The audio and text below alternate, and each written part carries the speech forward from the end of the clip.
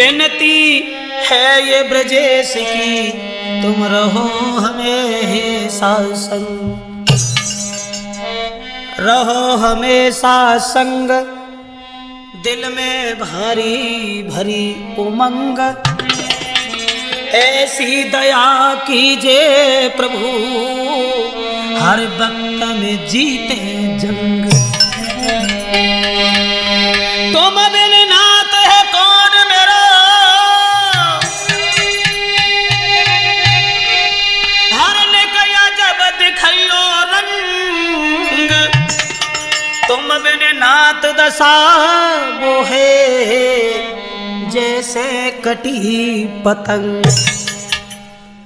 आदरणीय उपस्थित समस्त श्रोता बंधु, ये कहानी हम आपके सामने प्रस्तुत कर रहे हैं। भगवान कृष्ण का पहला विवाह कहां से हुआ, किस तरह से हुआ, तो आइए देखते हैं। एक दिन देव ऋषि नारद का आना हुआ। नारद कहने लगे, कहो महाराज भीष्मक, बड़े खुश दिखाई दे रहे हो।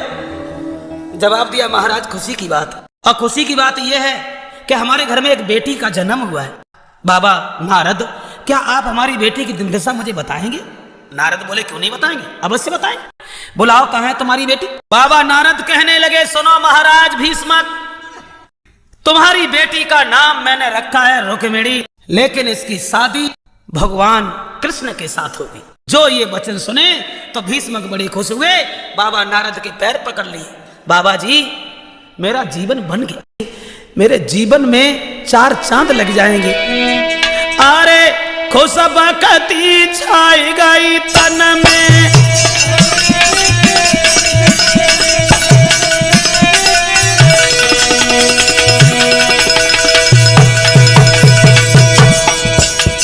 अरे खुशबकती छाई गई तन में, राजा लिपट गयो चरण में,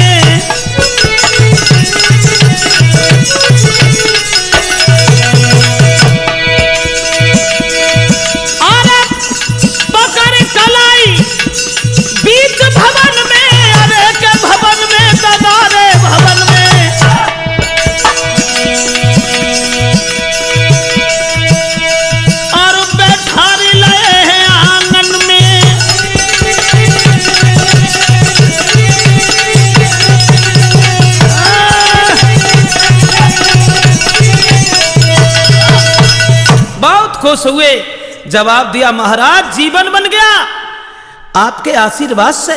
अगर भगवान श्याम सुंदर हमारे दामाद बनेंगे, अगर भगवान कृष्ण से हमारी बेटी का विवाह होगा, तो हमारा तो जीवन बन गया। अब क्या हुआ साथियों?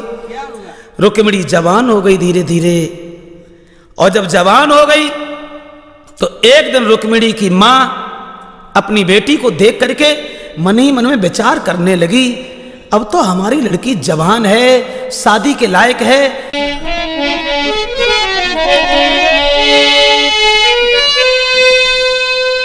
अरे रानी ने मन में कही, लली हुई गई बड़ी मेरी सियानी, अबर योगी सुता हुई गई है रे के, सोची उठी महारानी।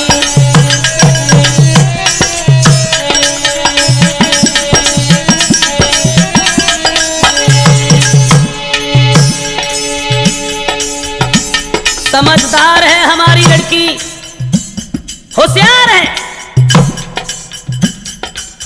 इसीलिए मुझे अपनी कन्या से बहुत बड़ा प्यार है। हम अपने पति से सलाह मिलाएंगे। और दासी से कहा, जाओ तुम हमारे पति को लेके आओ। जो दासी ने महारानी के ऐसे वचन सुने हैं, दासी घर से भागी दरबार के लिए। भवन से मस्कत चली मरोरा चाल, ऐसा तक सुनरिया लटकती जावे, भिकिया दबती पाए सो जाए। अब जा गई दासी, भाग गई दासी, दासी लगी बराबर जाए, और हाथ जोड़ के महाराजा को तब दासी ने कही सुना, और जल्दी चली हो तुम आंगन में, तुम्हें महारानी रही बुलाए। और बातें सुन के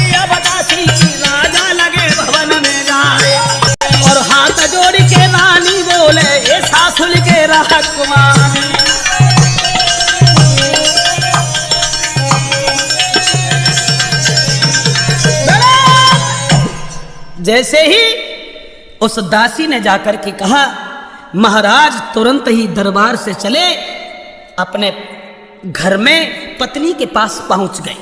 पत्नी ने अपने पति को जब आते हुए देखा, बड़ा सम्मान किया, उठ के खड़ी हो गई। और खड़ी ही नहीं, अरे फौरन पलंगार रखाओ,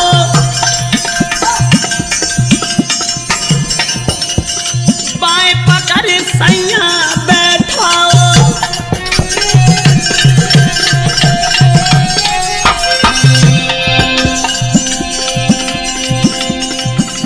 अर्धांगिनी अपने पति का सम्मान करती है, बड़े प्यार से बैठा लेती है।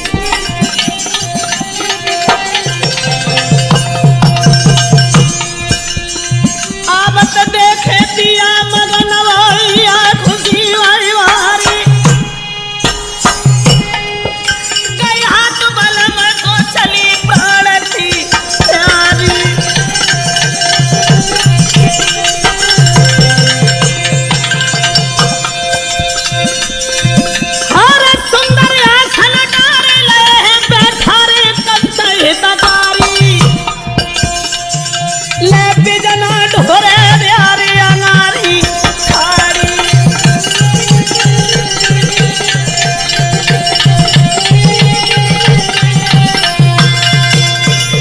अपने पति का बड़ा सम्मान करती है।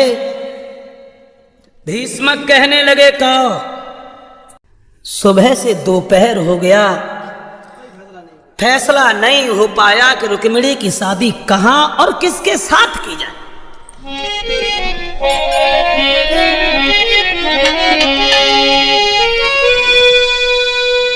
दरबार के बारी बारी से हर राजन के नाम सुनान लगे, और दूसरे लोग उन लोगन के फिर गुण और ऐब बताने लगे।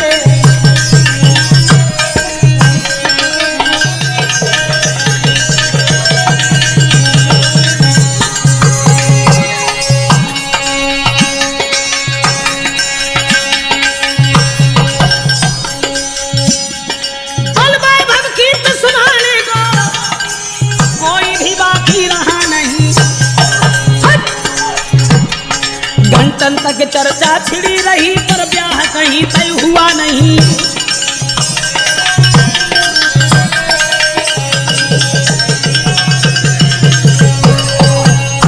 सुबह से दोपहर हो गया, लेकिन यह फैसला नहीं हुआ कि रुक्मिणी की शादी कहां की जाए।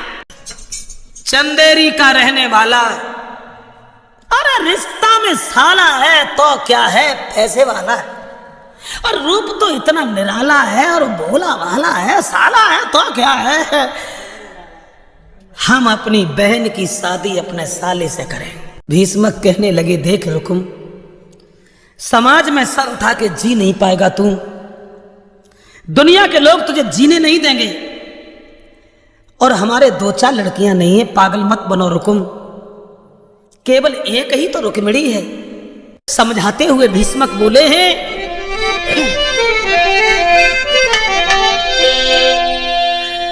आरे इकलौती घर में बिटिया रे हमारे,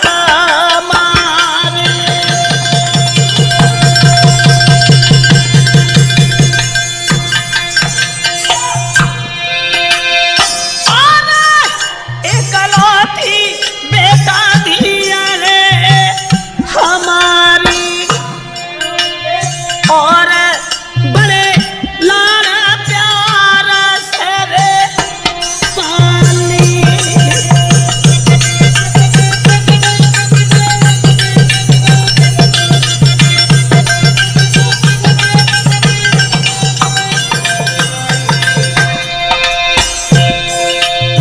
और घर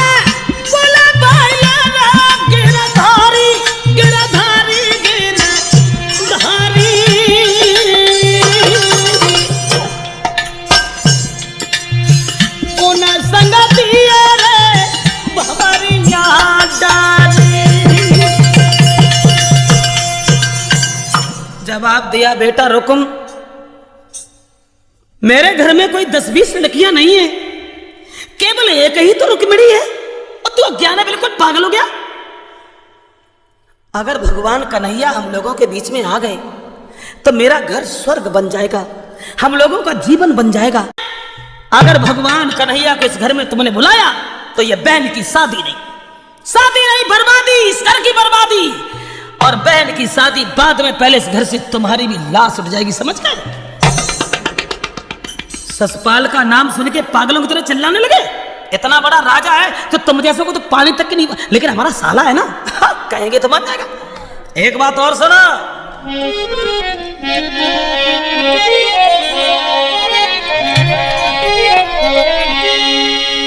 बोला है रुकुम, और मेरे सामने ये चाले नहीं चल पाएगी, अगर ये शादी पक्की होगी तो तलवारें चल जाएंगी।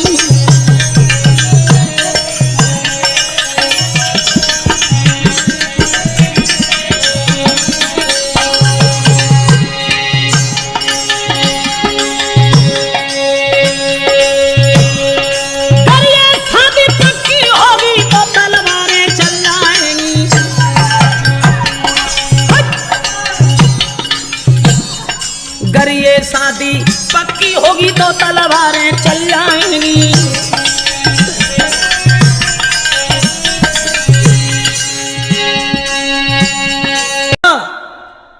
लाओ, हमें एक चिट्ठी लिख दे।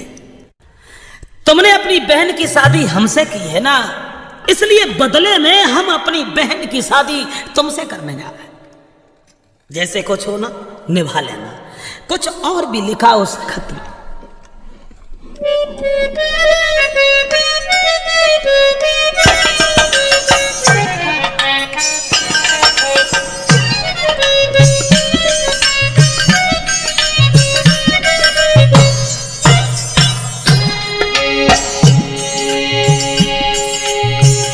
लिखा,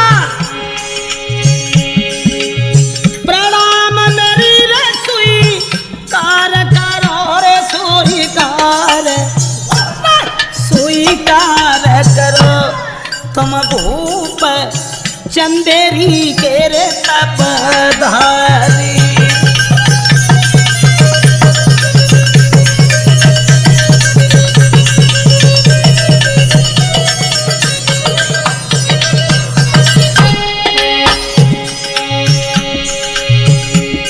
लिखने लगा, और कछु मेरे पास नहीं है, मेरे पास नहीं, एक बहना दे रे शरण तुम्हारी।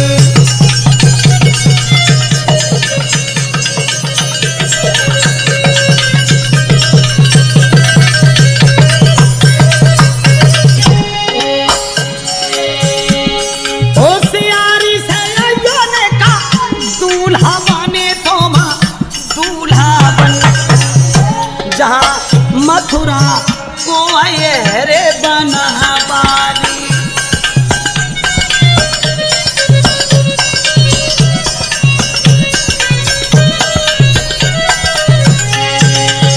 लिखा, आए बेने मती तेरा कारो रे माथे तेरा कारो, घर पेड़ो देखत बहन तुम्हारी।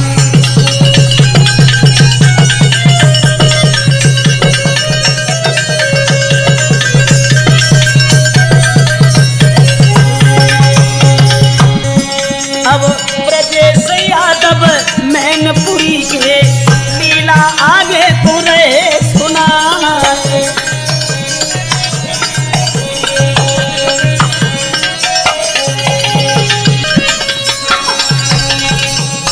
आइए उसी जगह गौर करते हैं। रुकुम अपनी बहन की शादी के लिए पंडित जी से कहा, लीजिए यह खत और हमारे साले साहब को दे देना।